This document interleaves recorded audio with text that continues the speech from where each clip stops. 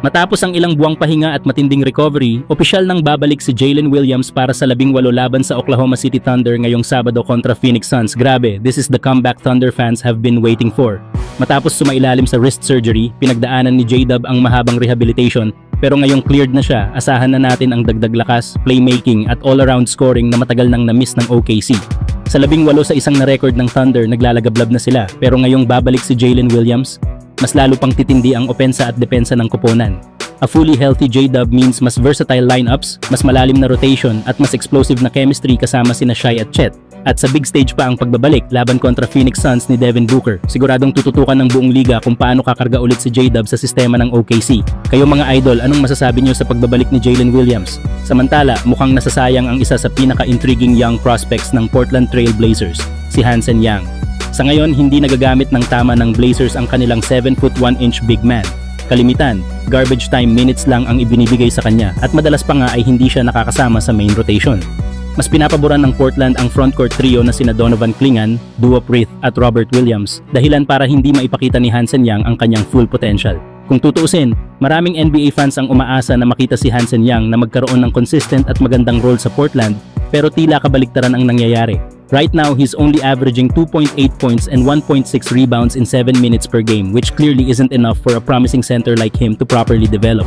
Dahil dito, lumalakas ang usapan na baka mas magandang hakbang kung subukan ng Los Angeles Lakers na makipag-trade para makuha si Hansen Yang, lalo na kung hindi naman ito nabibigyan ng pagkakataon ng Blazers.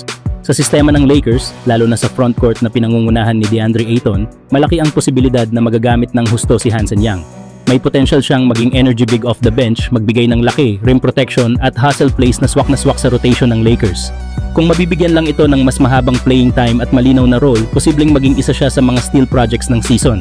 At kung sa Lakers siya mapunta, paniguradong mas makikita natin ang tunay na galing ni Hansen Yang.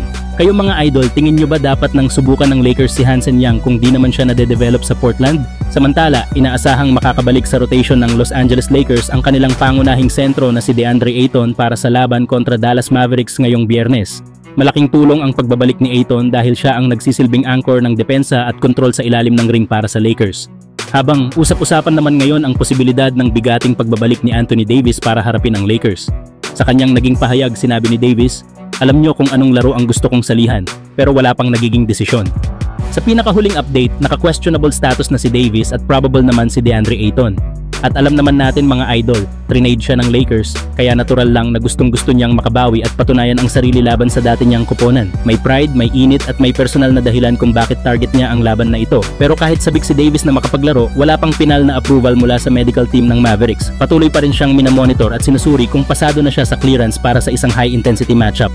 Mga idol, pag nagkataon na makabalik si AD sa game na to, gaano ka-intense kaya ang magiging sagupaan ng dalawang koponan?